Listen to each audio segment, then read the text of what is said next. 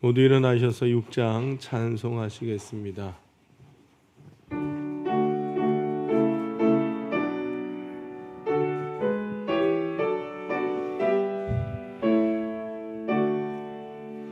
목소리 높여서 주 찬양하여라. 영광과 권세와 존귀와 위엄을 오늘이 다스리시는 만왕의 왕께 돌려라.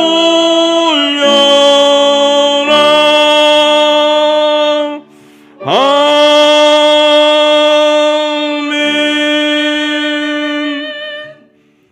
할렐루야. 여호와께 감사하라. 그는 선하시며 그 인자하심이 영원하미로다. 아멘.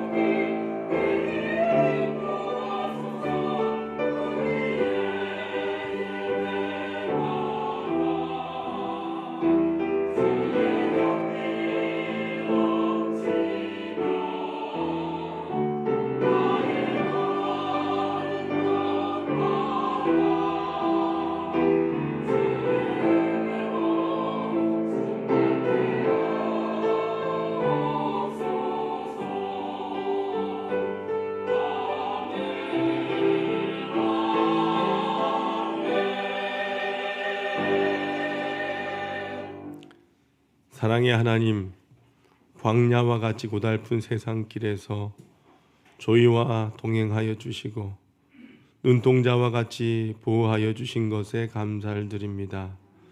오늘 이렇게 거룩한 주일을 허락하여 주시고 우리 몸과 마음의 건강을 주셔서 예배하는 백성으로 불러주시니 감사합니다. 삼일체 유일하신 하나님께만 영광을 돌리며 예배하는 이 시간 세상과 나는 간 곳 없게 하시고 구속하신 주님만 바라보게 하옵소서. 세상의 온갖 무거운 짐과 걱정과 근심을 내려놓게 하시고 넓으신 주님의 품에 안겨 평안과 안식을 누리게 하옵소서. 죽음을 이기고 부활하신 예수님의 이름으로 기원하옵나이다. 아멘. 26장 찬송하시겠습니다.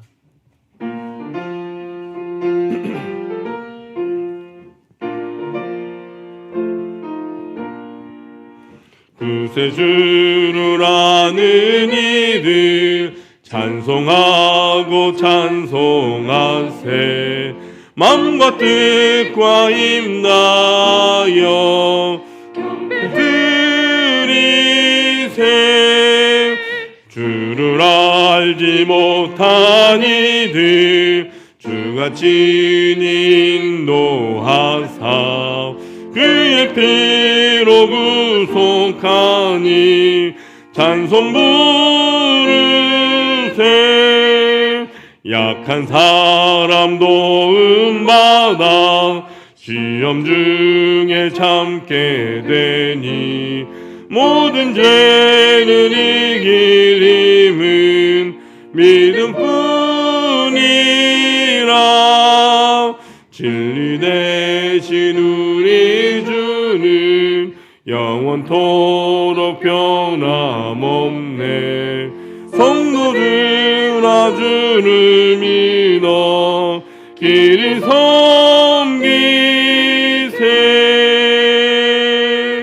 아멘. 교동문 22번 시편 37편을 교독하시겠습니다. 찬송가 뒤편에 있는 교동문 22번 시편 37편입니다. 악을 행하는 자들 때문에 불평하지 말며 불의를 행하는 자들을 시기하지 말지어다.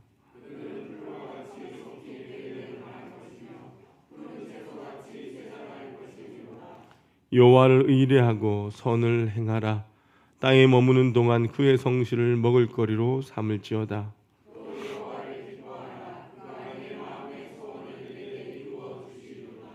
내 길을 여호와께 맡기라. 그를 의지하면 그가 이루시고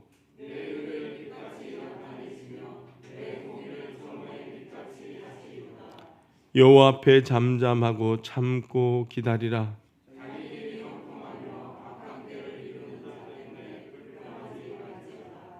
분을 그치고 노를 버리며 불평하지 말라. 오히려 악을 만들 뿐이라. 아멘. 지금은 하나님과 나만이 아는 죄를 침묵으로 고백합니다.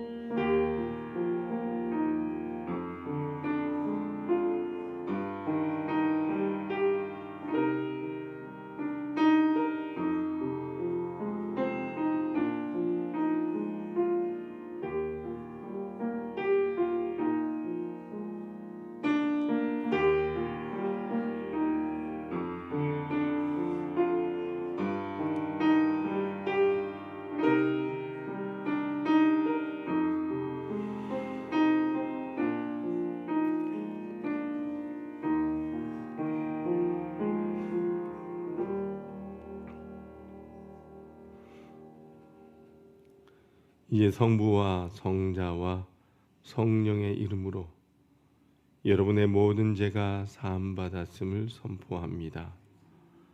내가 이르기를 내 허물을 여호와께 자복하리라 하고 주께 내 죄를 아뢰고 내 죄악을 숨기지 아니하였더니 곧 주께서 내 죄악을 사하셨나이다. 아멘.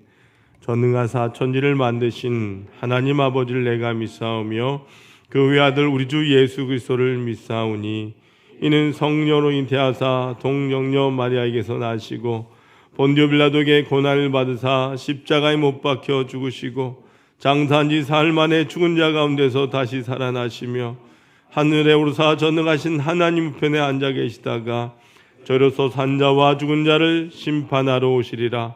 성령을 믿사오며 거룩한 공회와 성도가 서로교통하는 것과 죄를 사하여 주시는 것과 몸이 다시 사는 것과 영원히 사는 것을 믿사옵나이다.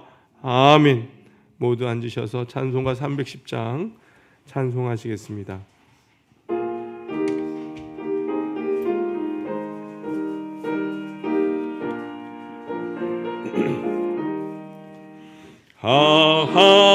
하나님의 은혜로 있을 데 없는 자 왜 구속하여 주는지 난 알 수 없도다.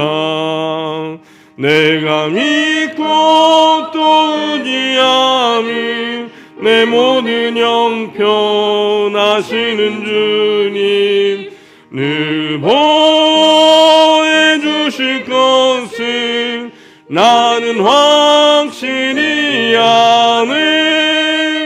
왜 내게 굳세 믿음과 또 복음 주셔서 내 마음이 항상 편한지 난 알 수 없도다. 내가 믿고 또 의지함은 내 모든 형편하시는 주님 늘 보호해 주실 것을 나는 확실히 아네. 왜 내게 성령 주셔서 내 마음 감동해 주 믿게 하는지 난 알 수 없도다. 내가 고통하는 내 모든 형편하시는 주님 늘 보호해 주실 것을 나는 확실히 아네. 주 언제 강림하실지 혹 밤에 혹 낮에 또 주님 만날 그것도 난 알 수 없도다. 내가 믿고 또 내 모든 형편하시는 주님 늘 보여주실 것을 나는 확실히 아네. 은혜와 진리가 충만하신 하나님 아버지, 저에게 하나님을 바라볼 수 있는 마음을 주셔서 이 시간 예배 자리에 나오게 하심을 감사드립니다. 이 시간 한 주간의 삶을 돌아보게 하시고 부족하고 허물을 많은 우리의 모든 연약함을 십자가 앞에 내놓기를 원합니다. 지난 한 주간도 아버지의 자녀로서 죄에서 구별되어 살기 원하였지만 때로는 저희 감정에 치우쳐 사랑으로 품지 못하고 감정을 드러내는 저희 나약함을 용서하여 주시고 하나님을 바라보며 다시 한 주간 살아갈 힘과 능력을 얻게 하여 주옵소서. 주님, 이 나라 이 민족을 위해 기도합니다. 이 나라를 이끌어가는 대통령을 비롯한 모든 위정자들이 하나님을 사랑과 정의로 조화를 이루게 하시고 오직 이 나라와 민족을 위해 봉사하는 사명감을 더하시어 국민이 하나 되게 하옵소서. 국민의 목소리를 들을 수 있는 길을 열어주시고 겸손한 마음을 갖게 하시어 이 나라가 주님을 경외하고 사랑이 넘치는 복된 나라로 세워지게 하여 주옵소서. 사랑하는 주님, 하나교회를 위해 기도합니다. 하나교회를 세우게 하시고 복음을 전파하는 사명을 감당하게 하여 주시니 감사드립니다. 주님을 알지 못하고 제 가운데 방황하는 영혼들과 갈 길을 몰라 방황하는 영혼들을 인도하여 주시고 구원에 이루게 하는 사명감을 감당케 하여 주옵소서. 2023년 하나교회 실천 목표가 있습니다. 성전 예배에 힘쓰겠습니다. 말씀으로 하루를 시작하겠습니다. 복음 전파에 앞장서겠습니다. 칭찬하는 습관을 갖겠습니다. 실천 목표를 이루어 성령의 능력으로 회복하는 교회가 되게 하여 주시옵고 2000의 비전 500의 성도 100명의 선교사 파견을 이루게 하옵소서. 하나교회 유치부부터 장년부까지 모든 부서가 든든히 서갈 수 있는 하나교회가 될 수 있도록 인도하여 주옵시고 하나님의 은혜가 넘치는 하나교회가 되게 하시어 세상 가운데 빛과 소금이 되어 성령이 충만한 하나교회가 되게 하여 주옵소서. 또한 낯선 땅에서 오직 주님만 바라보며 파송을 받아 섬기고 계신 선교사님 분들을 기억하시고 복음의 전파의 사명을 끝까지 감당할 수 있도록 은혜를 더하여 주옵소서. 어려운 문제로 인하여 복음을 전하지 못하는 일이 없게 하시고 어려움이 생길 때마다 기도할 때 기적 같은 은혜를 주시고 선교사님들에게 축복하여 주시옵소서. 또한 그 가정에 하나님의 은혜가 가득 채웠을 수 있도록 축복하여 주시옵소서. 이 시간 우리 목사님 주님의 말씀을 대언합니다. 성령의 대담함을 믿음으로 주셔서 하나님의 진리의 말씀을 우리 가운데 선포되게 하여 주옵소서. 듣는 저희에게 성령으로 믿음을 마음을 감동하마 시켜 주시고 좋은 마음의 밭으로 바꾸어 주셔서 하나님의 말씀으로 우리의 마음과 생각을 변화되는 시간이 되게 하여 주옵소서. 찬양으로 영광의 주님을 높이시는 시온 찬양대를 기억하시고 시온 찬양대의 찬양을 통하여 큰 기쁨과 영광 되기를 간절히 원합니다. 이 모든 예배 주님께 의탁하오며 예수 그리스도 이름으로 기도드립니다.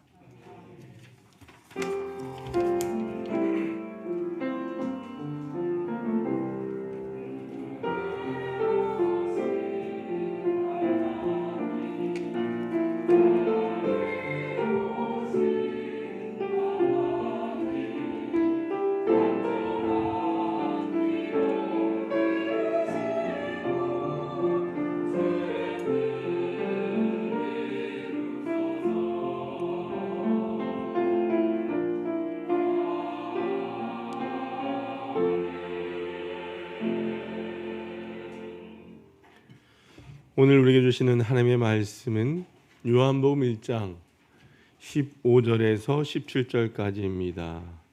요한복음 1장 15절에서 17절까지의 말씀입니다.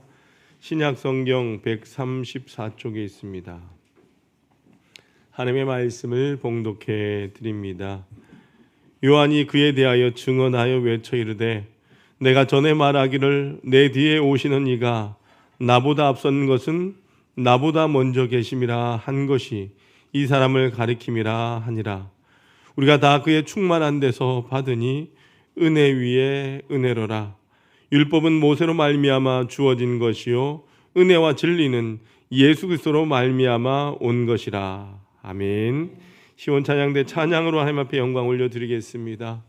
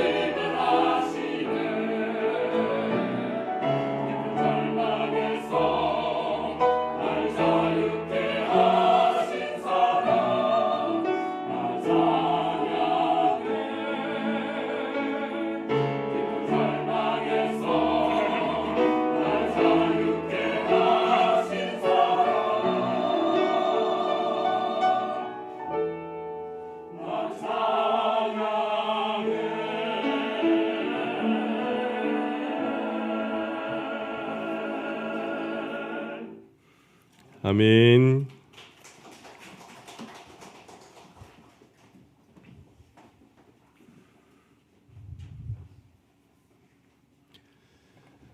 오늘은 은혜 위에 은혜로라라고 한 제목을 가지고 하나님의 은혜의 말씀을 함께 나누고자 합니다. 우린 살아가면서 늘 은혜 가운데 살길 소망하지 않습니까? 그러니까 은혜가 늘 내 삶을 다스려 주기를 원한다라고 하는 거죠. 저는 성경을 묵상하면서 은혜가 다스린 삶이 무엇인가? 이것을 가장 잘 설명해 주는 말이 있다라고 한다면 그것은 바로 이슬과 같은 은혜라는 생각이 들었습니다. 여러분 아마도 성경적인 상황에서 이해하면 좋을 듯할 것 같아요. 예전에도 이슬에 대해서 말씀을 드린 적이 있지만 여러분 이 팔레스타인 지역, 이 성경이 등장하는 이 팔레스타인 지역은요 비가 잘 오지 않습니다. 물론 이른 비와 낮은 비가 있지만 늦은 비가 있지만 이 팔레스타인 지역은요 물을 흡수하지 못하는 토양이어서 비가 오지 않는 한여름에도 식물은 자랍니다. 여러분 그것은 바로 밤마다 이슬이 내리기 때문이다라고 하는 거죠. 우리가 살아간 여러분들 이 땅의 기후나 지형의 상황으로는 이해할 수 없지만은 이 팔레스타인 지역에서 곡식이 자라 있는 데 있어서 가장 중요한 것, 가장 절대적이라고 할 수 있는 것은 바로 이슬이다라고 하는 거예요. 여러분 한번 가만히 생각해 보십시오. 농사를 짓는 땅에 비가 내리지 않는다. 그런데 신기하게도 농사가 됩니다. 왜냐하면 눈에 보이지 않는 이슬이 밤새 내리기 때문이다라고 하는 겁니다. 우리가 어떻게 은혜가 다스린 삶을 살아갈 수 있을까요? 우리를 만족시키는 비가 매일 내리는 것도 아닌데 우리의 삶을 바꿔놓을 만한 놀라운 일들이 매일매일 내 삶 가운데 일어나는 것도 아닌데 그런데 놀라운 것은 우리의 삶에 보이지 않는 이슬과 같은 은혜가 늘 우리 주변을 내 삶을 떠나지 않는다라고 하는 겁니다. 우리가 불평하고 답답해하는 그 순간에도 나도 모르는 사이에 이슬과 같은 은혜가 내 삶 가운데 촉촉하게 젖어 있습니다. 비 한 방울 내리지 않아서 곧 죽을 것 같은 순간도 돌이켜보면 우리를 충만케 하시는 하나님의 은혜가 늘 있었다라고 한 사실입니다. 여러분 오늘 본문을 보면 세례 요한이 예수님에 대해서 어떻게 증언합니까? 자 15절 말씀을 같이 한번 읽어보도록 합니다. 시작. 요한이 그에 대하여 증언하여 외쳐 이르되 내가 전에 말하기를 내 뒤에 오시는 이가 나보다 앞선 것은 나보다 먼저 계심이라 한 것이 이 사람을 가리킴이라 하니라. 가만히 말씀을 묵상해 보십시오. 그분이 먼저 계셨는데 내가 알지 못하고 있었을 뿐이다라고 하는 거죠. 어느 날 보니까 그분이 이미 계셨다라고 하는 겁니다. 그것이 바로 은혜 위에 은혜가 아닐까요? 예상치 못했던 우리가 볼 수도 없었던 은혜가 어느 날 보니까 이미 내게 임했다라고 하는 겁니다.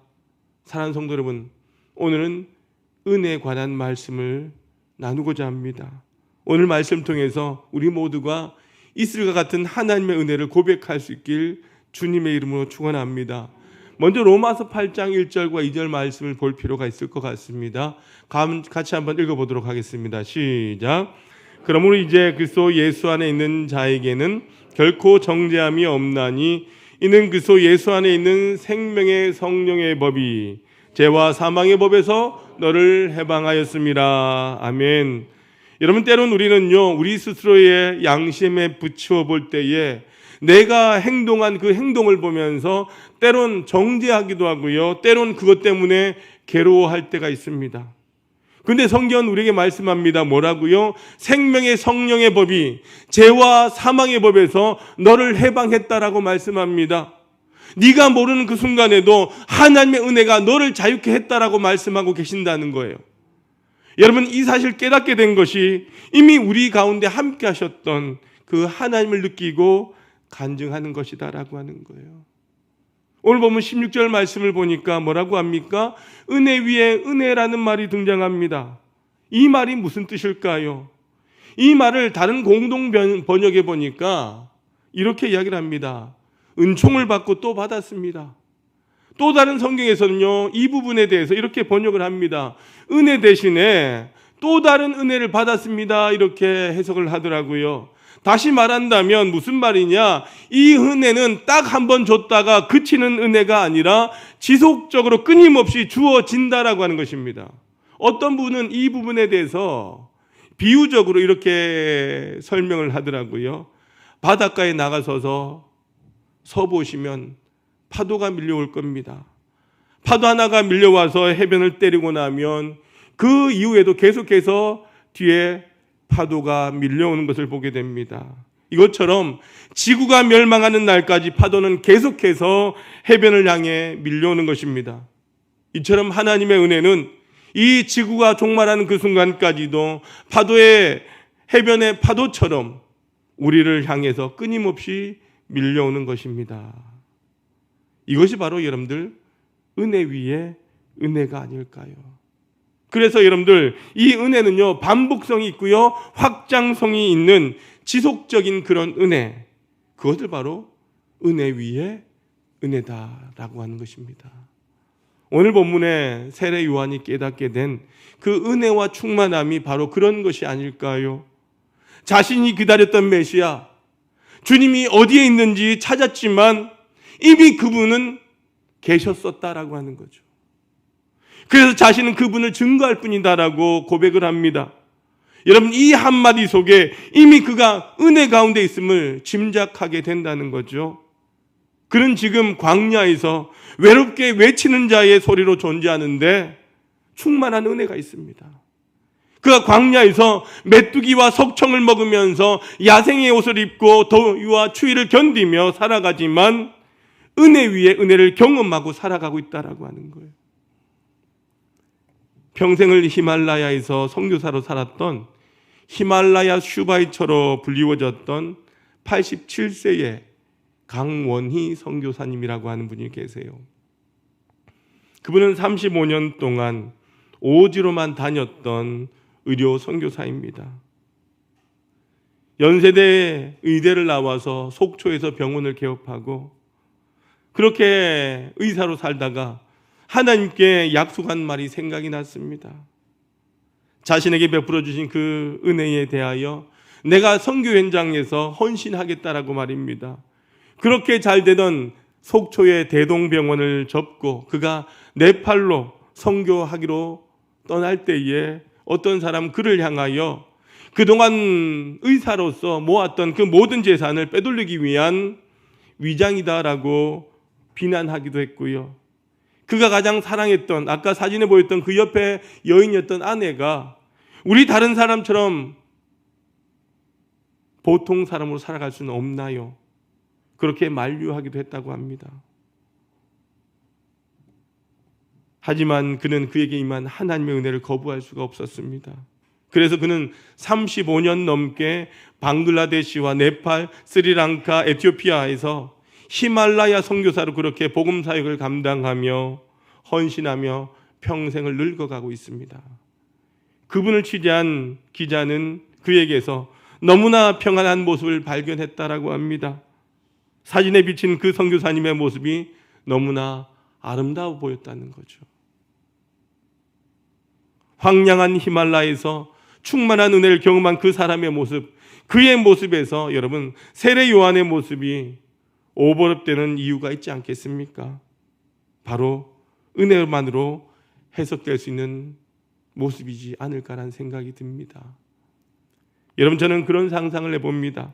누군가가 가만히 여러분의 모습을 사진으로 담을 때에 그런 은혜 위에 은혜를 느낄 수 있는, 아니 이슬과 같은 그 하나님의 은혜를 느낄 수 있는 그런 모습을 여러분의 모습 가운데 담아낼 수 있길 주님의 이름으로 축원합니다.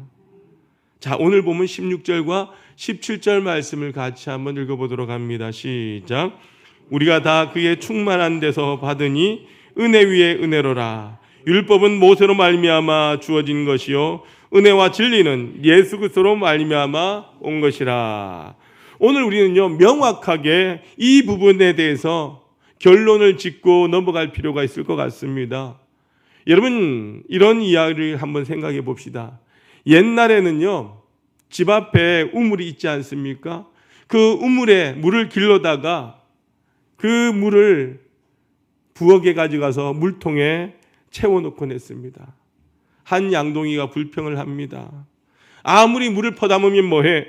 10걸음도 못 가서 물통에 부어버리면 남는 게 하나도 없는데. 그러자 다른 양동이가 이렇게 이야기를 합니다. 참 이상하다. 나는 10걸음만 옮기면 다시 가득 채워지는데. 여러분, 삶을 어떻게 보느냐에 대한 짧은 예화인 것 같아요. 똑같은 인생을 살아가는데 한쪽은 탄식과 불평만 늘어놓고 살아갑니다. 왜냐하면 손에 가득 찐 것 같으면서도 어느새 안개처럼 사라져버리기 때문입니다. 반면에 가진 것은 하나도 없지만은 늘 채우신 그 하나님의 은혜를 경험하며 사는 사람이 있다는 겁니다. 여러분, 이것이 바로 은혜 안에 사는 사람이라고 하는 거예요. 여러분, 율법은 끊임없이 우리에게 뭐라고 합니까? 채우라고 요구하지만 채워지지 않습니다. 은혜는 끊임없이 우리에게 베풀라고 하지만 떨어지는 법이 없습니다. 왜요? 늘 하나님께서 채워주시기 때문이다라고 하는 겁니다. 여러분이 잘 아는 테레사 수녀님께서 인도의 방갈로의 한 신학교에서 강의를 하고 마치고 내려올 때에 한 젊은 수녀 하나가 이 테레사 수녀에게 질문을 합니다. 테레사 수녀님, 당신은 가난한 사람들에게 모든 것을 공짜로 주어서 그들을 버릇없는 사람들로 만들고 있습니다. 청중이 이 질문에 대해서 어떤 대답이 나올지 숨을 죽이면서 기다리고 있었습니다. 그때 테레사 수녀가 조용히 대답을 합니다. 사람들을 버릇없게 만드는 분이 있다면 하나님을 따를 것이 없을 겁니다. 여러분 가운데 많은 분들이 안경을 쓰지 않아도 잘 볼 수 있습니다. 하나님께서 공짜로 시력을 주셨기 때문입니다. 만일 하나님께서 여러분이 세상을 볼 수 있는 시력을 주신 것에 대해서 돈을 지불하라고 한다면 여러분은 얼마나 많은 돈을 지불해야 하겠습니까? 그뿐 아닙니다. 대기에 있는 이 산소를 하나님께서 공짜로 주셨기에 우리는 아무런 값을 치르지 아니하고 마음껏 숨을 쉬며 살아갑니다. 만일 하나님께서 당신들에게 하루에 4시간 일할 수 있는 시간을 주신다면, 그리고 그 가운데 2시간만 햇볕을 주신다라고 하신다면 여러분, 이 세상에는 어떠한 일이 일어날까요? 그 말씀에 대해서 질문을 던졌던 그 수녀뿐만 아니라 그 누구도, 어떤 청중도 대답할 수 있는 사람은 없었다는 거죠. 여러분, 가만히 한번 생각해 보십시오. 오늘 이 시간 내가 이 자리에서 예배하는 우리야말로 무수한 하나님의 은혜 가운데 살고 있는 것 아닐까요? 남에게 베푸는 것은요, 늘 아까워서 하나님이 버릇없이 만든다라고 그들에겐 좀 따끔한 맛을 보여줘야 된다라고 하면서도 나에게 임한 은혜만 당연하게 여기고 있지는 않습니까? 다른 사람에게 임하는 그 은혜를 내가 은혜로 받아들이지 못한다면 내가 누리는 은혜도 은혜로 느껴지지 않는다는 사실을 기억하시길 바랍니다. 은혜 안에 산다라고 하는 것은요, 함께 누리는 것이라는 놀라운 진리가 고백되어지길 바랍니다. 조금 전에 본문에서 뭐라고 했습니까? 언급했던 것처럼 율법은 모세에게서 주어진 금지입니다. 하지만 은혜는 예수 그리스도에게 주어지는 한없는 사랑이라고 하는 것이죠. 그래서 16절에 뭐라고 합니까? 우리가 그 충만한 데서 받으니 은혜 위에 은혜로라. 이 고백이 절로 나온다라고 하는 거예요. 기독교 유명한 작가 가운데 보함이라고 하는 작가가 그가 젊을 때에 청년 시절 때 경험했던 그 경험을 통하여 영향을 받았던 귀한 경험을 기록하고 있어요. 내가 아직 청년이었을 때에 난 친구의 집에서 그와 함께 보낸 적이 있습니다. 나는 그 집에 처음 들어갔었고 그 친구는 나에게 응접실 건너편에 있는 방만큼은 출입 금지의 방이기 때문에 절대로 가지 말라고 주의를 받았습니다. 아무도 그 방에 들어갈 수 없다는 그의 말을 따라서 나는 그 방에 가지 않았습니다. 그러던 어느 밤중에 나는 잠에서 깨었는데 그때에 그 출입 금지의 방에서 인기척이 났습니다. 내 방문을 조금 열어서 얼굴을 내다보니까 그 방문이 조금 열려 있었고 침대 위에 한 어린 소년이 누워 있었습니다. 침대에 누워 있는 소년은 정신병으로 아무것도 깨달을 수 없는 소년이었습니다. 그 소년이 누운 침대 앞에 친구의 어머니가 무릎 꿇고 앉아서 침대에 누워있는 소년을 쓰다듬고 있었습니다. 나는 그때 느끼면서 정신 이상자인 자기 아들에게 속삭이던 그 어머니의 말을 결코 잊을 수가 없습니다. 나는 너를 세상에 태어나게 했고 너에게 생명을 주었단다. 나는 너에게 먹을 것도 주며 너의 모든 것을 사랑하고 지켜주고 있단다. 그런데도 너는 나를 알지 못하는구나. 여러분, 그 어머니의 고민은요, 사랑 없음 때문이 아니라 사랑하기 때문에 오는 고민이었다는 거죠. 모든 것을 아낌없이 주었지만 자식은 아직도 아무것도 깨닫지 못하는 일방적인 사랑의 고민을 그 어머니는 하고 있었다라고 하는 겁니다. 여러분, 은혜 안에 산다라고 하는 것이 무엇일까요? 지금 우리의 문제는요, 온전히 이루신 그 하나님의 온전하신 용서함을 우리가 무지하여 알지 못하고 그 사랑을 거부하는 데 문제가 있다라고 하는 거예요. 세례 요한처럼 예수가 그리스도였음을 깨닫고 알게 될 때에 은혜를 받습니다. 예수님이 십자가의 사랑으로 율법을 완성하셨음을 깨닫고 그 구속의 은혜로 제사함 받은 확신이 있을 때에 은혜 위에 은혜임을 깨닫게 된다는 거죠. 저는 여러분이 이 은혜 안에 산다라고 하는 것에 명확한 의미를 오해하지 않길 바랍니다. 여러분, 아무리 우리가 은혜 가운데 살아도 육신이 혹사하면요, 지치고 피곤합니다. 우리의 육신이 피곤하다고, 내 육체에 병이 걸렸다고 해서 우리가 은혜 가운데 살지 못하는 것이 아니다라고 하는 거죠. 우리가 피곤함 가운데서, 지친 가운데서, 병든 가운데서 얼마든지 감사함으로 하나님의 은혜를 누릴 수 있다라고 하는 것이 바로 신비로운 일입니다. 여러분, 이것이 하나님을 믿는 사람들의 특권인 줄로 믿습니다. 여러분, 은혜를 받는 것과 은혜를 누리는 것은 다르다라고 하는 말입니다. 저는 목사가 되어서 하나님의 은혜를 많이 받았습니다. 그리고 순간 하나님께서 나를 사랑하신 생각도 하게 되었습니다. 하지만 제 삶에 은혜를 누리지 못하고 있었습니다. 하나님께서 나를 사랑하시는 그 은혜에 대해서 내가 어떻게 하면 그 하나님의 은혜를 보답할까라고 하는 생각으로 노력했습니다. 하지만 내 삶에 행복이 없었어요. 무슨 말입니까? 은혜를 받았지만 내가 그 받은 은혜를 누리지 못하며 살아왔다라고 하는 거예요. 하나님은 은혜를 받은 우리가 그 받은 은혜를 하나님 앞에 갚기를 원하는 것이 아니라 그 은혜를 우리가 누리면서 하나님과 함께 누리면서 살아가기를 원하신다라고 하는 거예요. 우리가 살아가는 그 자리가, 우리가 걸어가는 그 길이 하나님과 함께 동행하길 하나님께서 원하신다라고 하는 거예요. 여러분, 우리가 가장 착각하는 것이 무엇입니까? 내가 은혜 받고 하나님을 위하여 내가 어떠한 목표를 세워서 그것을 이루어야 된다라고 생각하고 있다는 것, 이것이 우리의 잘못된 착각이다라고 하는 거죠. 하나님은 우리가 은혜 받은 자로 하나님과 함께 동행하며 살아가기를 원하십니다.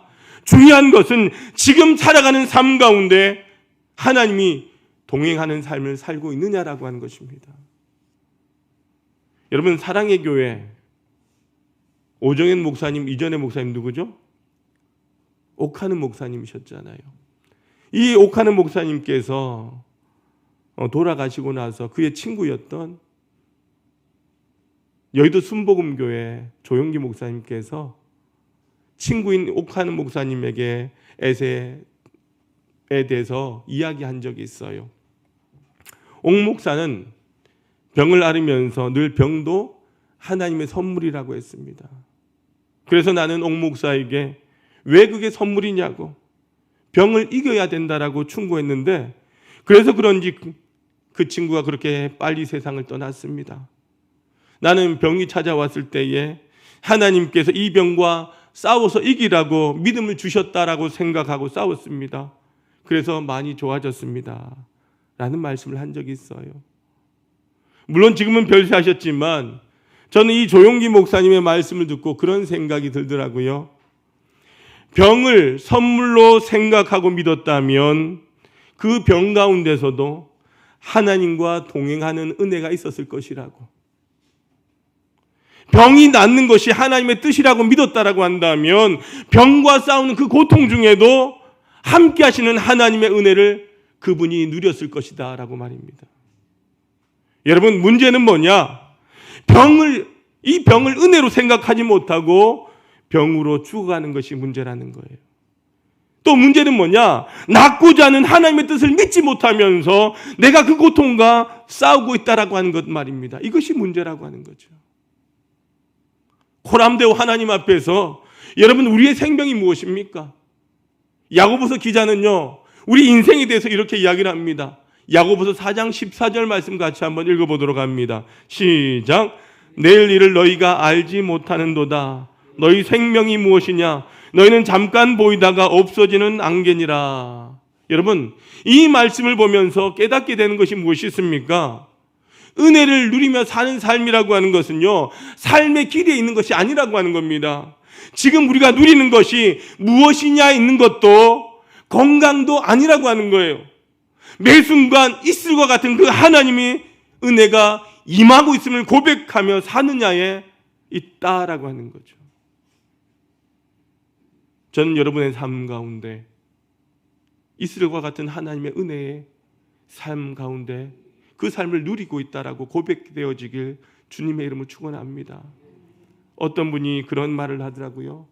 어느 날 하나님께서 자신을 부르셔서 말씀을 하시더랍니다. 한밤중에 양떼를 지키던 목자를 생각해 보라고 말입니다. 그래서 추운 날 양떼를 지키던 그 목자의 심정이 생각나서 그분이 그날부터 매일 밤 교회 가서 철야 기도를 시작했답니다. 교인들을 위하여 기도하고 매일 성경을 보면서 철야를 합니다. 그런데 정작 그분의 삶 가운데 은혜 안에 사는 표정이 드러나지 않는다는 거예요. 하나님의 은혜는 깨달았지만 그 은혜를 누리지 못하고 살고 있다라고 하는 것이었습니다. 여러분, 중요한 것은요, 우리가 판단할 수 없지만은 그 노력 가운데, 고통 가운데 누리는 은혜가 있다라고 한다면, 그 고통 속에서도 살아가는 하나님의 은혜가 있다라고 한다면 하나님은 기뻐하시겠지만, 그 사명 때문에 내 안의 기쁨을 잃어버렸다라고 한다면 우리 하나님께서 얼마나 아파하시겠느냐라고 하는 거예요. 여러분, 우리는 착각하지 말아야 할 것이 있습니다.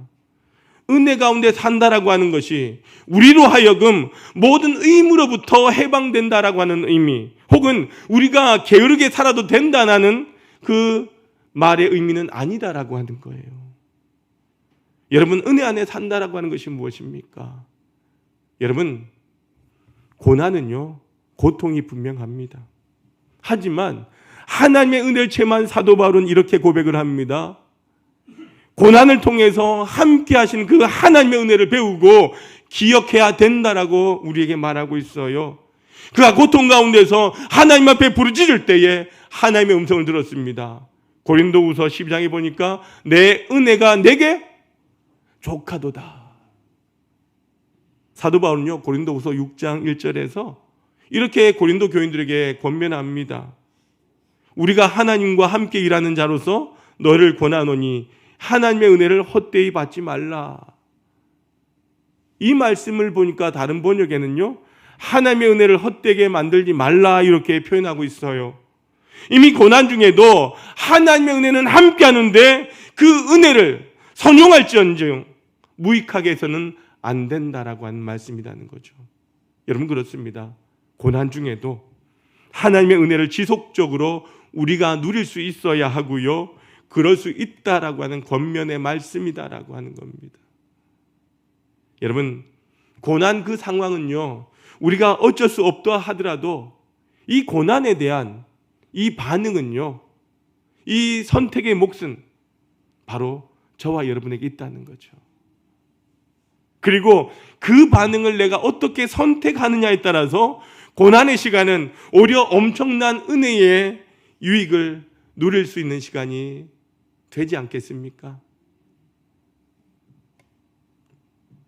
여러분, 그런데 이런 능력은요, 바로 기도와 묵상을 통한 하나님의 은혜로 주어진다라고 말씀합니다. 여러분 어떻습니까? 그러면 우리가 지난 시간이 바로 비록 고난의 시간이어도 기도하면서 은혜를 누리는 시간으로 만들어야 되지 않겠습니까? 그렇습니다, 여러분. 지금이 바로 영원으로부터 주어지는 은혜를 누려야 할 시간인 줄로 믿습니다. 고난 중에도 은혜는 여전히 우리와 함께하는 것입니다. 저는 우리 사랑하는 성도들의 삶 가운데 수많은 고난이 내게 엄습해온다 할지라도 이미 나와 함께 하시는 하나님, 나에게 은혜를 부어주셨던 그 하나님의 은혜, 그 은혜를 바라보면서 은혜 위에 은혜로라 고백할 수 있는 저와 여러분이 될 수 있길 주님의 이름으로 축원합니다. 아버지 하나님 감사합니다. 우린 늘 나에게 부어주신 그 하나님의 은혜를 소망하며 갈망하며 찾으며 살아갑니다. 그러나 이미 그 은혜는 내게 임하고 있었음을 우리는 깨닫지 못했습니다. 하나님, 끊임없이 부어주신 그 하나님의 은혜 가운데 우리가 하나님 그 은혜를 누리며 살아가는 성도들 되게 하여 주옵소서. 그 받은 은혜 내가 하나님 앞에 어떻게 갚을 수 있겠느냐라며 그 문제를 가지고 하나님 고민하는 것이 아니라 그저 받은 은혜 감사하며 누리며 살아가는 저희들 되게 하셔서 오늘 이 한 주도 하나님께서 부어주신 은혜로 날마다 기쁨과 감사함으로 승리하는 삶을 살게 하여 주옵소서. 예수님의 이름으로 기도드리옵나이다. 아멘. 모두 일어나셔서 찬송가 50장 1절과 3절 찬송하시겠습니다.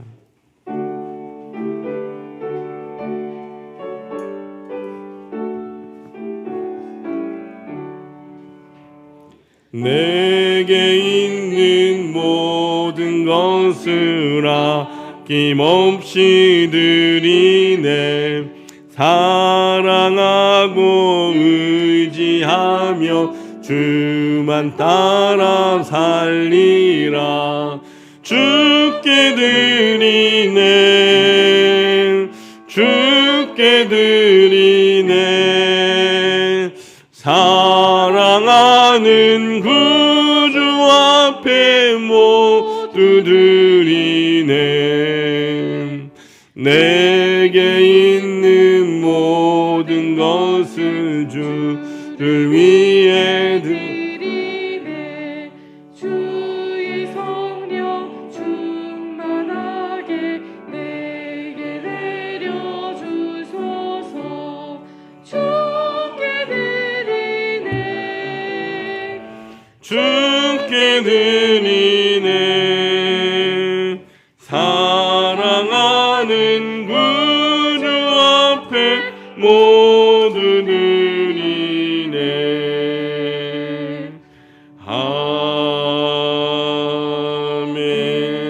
아멘. 사랑과 자비가 풍성하신 아버지 하나님 감사합니다. 사랑하는 주의 성도들, 지난 한 주간도 세상 가운데 살다가 주님의 은혜 가운데 살다가 오늘도 주의 전에 나와 그 은혜 감사하여 주님 앞에 예배 드리게 하시니 감사합니다. 아버지 하나님, 하나님께 예배 드리며 이 시간도 귀한 예물로 정성껏 준비하여 주님 앞에 올려드립니다. 하나님께서 우리 사랑하는 성도들의 마음과 정성을 귀하게 여겨주셔서 하늘의 문을 활짝 여시사 다함이 없는 은총과 복으로 나리워 주옵소서. 주의 은혜가 감사하여 귀한 예물 정성껏 드리는 손길들 있습니다. 아버지 하나님, 감사하는 마음을 주님께서 복되게 여겨주셔서 일평생 감사의 조건들이 넘쳐나게 하시고 막혔던 인생의 문제들이 열려지는 기적을 체험하며 주님의 전에서 꿈꾸며 기도하는 것마다 응답받는 역사가 있게 하여 주옵소서. 믿음으로 11조 예물 드린 손길들이 있습니다. 주님께서 약속하시고 명하신 예물이오니 그 약속대로 황충과 가라지 금하여 주시고 날마다 11조가 많아지게 하시며 누르고 흔들어 넘치는 귀한 축복을 받는 복된 삶이 되게 하여 주옵소서. 늘 나누어주고 베풀어주는 삶을 살게 하시되 모든 사람들이 부러워하는 아름다운 가정들 되게 하여 주옵소서. 하늘에 신령한 것과 이 땅에 기름진 것 날마다 풍성하게 주옵시고 아버지 앞에 주의 농원에 심었사오니 30배 60배 100배 결실을 거두게 하여 주옵소서. 아버지 하나님의 나라와 영광을 위하여 복음을 위하여 귀한 예물 드린 손길들이 있습니다. 아버지 하나님 죽어가는 영혼들이 주님 앞에 돌아오고 이 땅이 수많은 아버지 하나님의 영광이 드러나게 될 때에 예물을 드린 자마다 하늘의 복을 받게 하시고 모든 사람 가운데 뛰어나고 존귀한 존재들 되게 하여 주옵소서. 존귀한 가정 되게 하여 주셔서 아버지 하나님 영광 앞장서서 나타내는 거룩한 일꾼들 되게 하옵소서. 아버지 하나님 매주일의 예물, 선교와 구제의 예물, 성전 건축을 사모하며 드리는 예물, 각양의 예물들이 주님 있습니다. 이 모든 정성 주님 받아주시고 주님의 나라가 확장될 때에 인생의 지경이 확장되며 아버지 하나님 집이 아름답게 세워져 갈 때에 인생의 집이 우뚝 서는 귀한 축복을 얻게 하여 주옵소서. 주의 전에 나와 은혜 받고 구하는 것마다 응답받는 귀한 은혜와 역사를 체험하게 하여 주옵소서. 아버지 하나님 연약한 질병이 치유되고 문제가 해결되며 모든 사람 앞에서 존귀한 가문 되기를 원합니다. 아버지 하나님 이 예물이 사용되는 곳마다 함께 하시며 이 예물 통하여 영혼이 구원받고 상처있고 지치고 외로운 이웃들이 이 예물 통하여 주의 사랑 깨닫고 자녀되는 은총 입게 하여 주옵소서. 이 예물이 주의 전을 날마다 은혜롭게 하며 부흥케 하는 일에 거룩하게 사용하여 주옵소서. 예수 그리스도의 이름으로 간절히 축복하며 기도하옵나이다. 아멘. 모두 앉아주시길 바랍니다.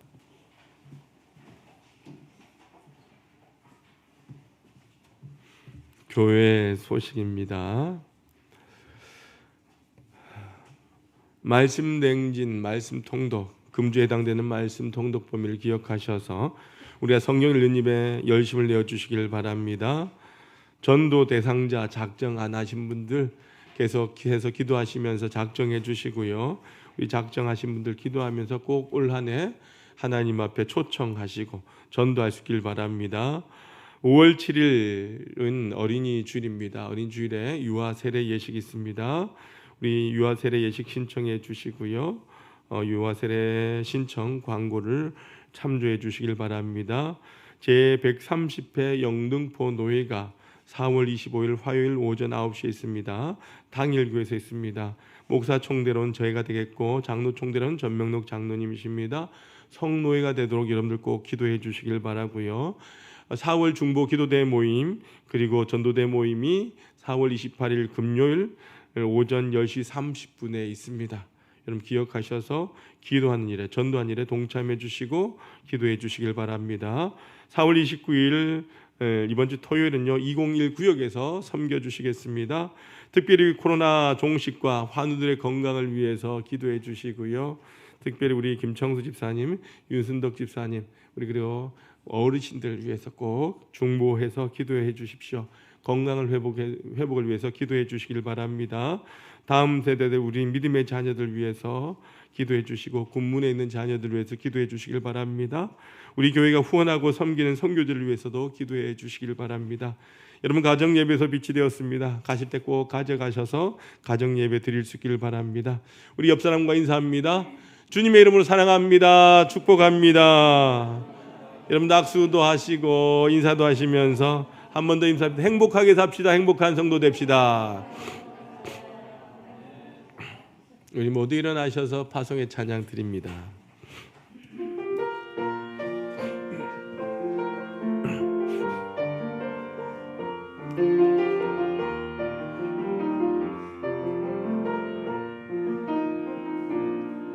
내가 누려왔던 모든 것들이 내가 지나왔던 모든 시간이 내가 걸어왔던 모든 순간이 당연한 건 아니라 은혜였소. 내가 하나님의 자녀로 살며 오늘 찬양하고 예배하는 삶, 복음을 전할 수 있는 축복이 당연한 것 아니라 은혜였소. 모든 것이 은혜,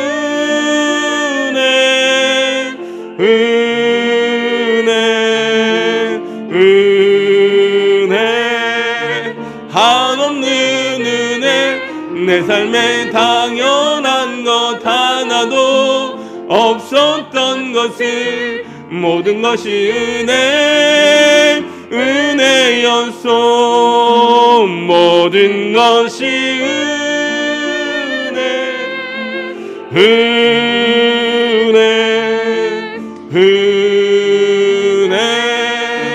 한없는 은혜.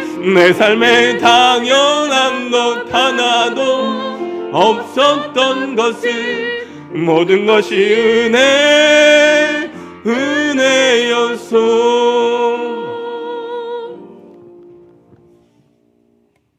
모든 것이 은혜이신 아버지 하나님, 이 시간 사랑하는 주의 성도들, 오늘도 거룩한 성일 주님 전에 나와 예배드리고 또한 가정에서 온라인으로 예배드리며 이 시간 주님 앞에 우리의 마음을 올려드립니다.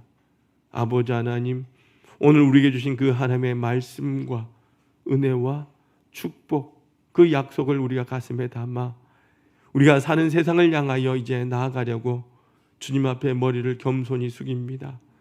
사랑하는 성도들, 한 사람 한 사람 머리 위에 주님 안수하여 주시고 주의 영으로 충만하게 하여 주셔서 주님과 동행하며 광야 같은 세상을 담대히 살아가는 하나의 모든 성도들 되게 하여 주옵소서.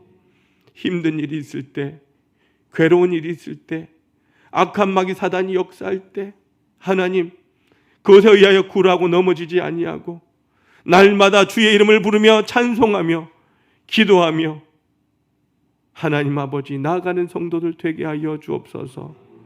무엇보다 세상을 빛으로 소금으로 날마다 변화시키기를 원합니다. 새롭게 하는 우리 하나의 성도들 되게 하여 주옵소서. 그리하여 성도들이 살아가는 곳곳마다 아버지 하나님 복음의 역사가 나타나고 기적이 일어나는 현장들이 되게 하여 주셔서 이들이 믿음의 300용사로 세상 가운데 살아갈 때에 놀라운 역사가 있게 하여 주옵소서. 사랑하는 우리의 자녀들 지켜주시기를 원합니다.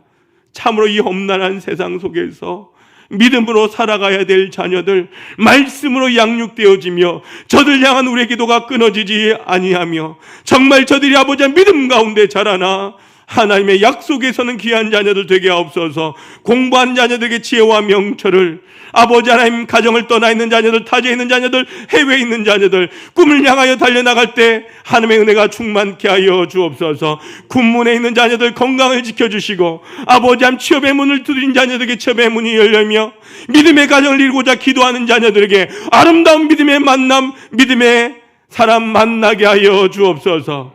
특별히 아버지 하나님 복중에 귀한 생명을 품고 이제 만난 날을 아버지 하나님 기다리며 아버지 하나님 있는 성도들이 있습니다. 하나님께서 기억하여 주셔서 복된 만남, 은혜로운 만남 되게 하여 주시고 건강으로 그 만남 이루게 하여 주옵소서. 아버지 하나님 오늘도 힘들고 연약하여 주의 전에 오고 싶어도 함께하지 못하는 성도들, 환우들이 있습니다. 어르신들이 있습니다. 우리 하나님께도 오늘도 친히 찾아가 주셔서 주님의 권능의 손길로 어루만져 주시고 말씀으로 회복하여 주시며 여호와 라파의 하나님의 손길로 저들을 회복시켜 주옵소서. 속히 회복됨으로 주의 전에 나와 함께 예배할 수 있는 은혜와 시간들을 허락하여 주시고 더 건강으로 하나님의 마음껏 찬양하며 예배한 자들 되게 하여 주옵소서. 아버지 하나님, 사랑하는 우리 하나님 모든 성도들 걸음걸음 이 한 주도 동행하여 주시고 이 땅을 살지만 늘 천국을 바라보며 살다가 주의 전을 향하여 두 손 들고 달려나오는 하나의 모든 성도들 되게 하여 주옵소서.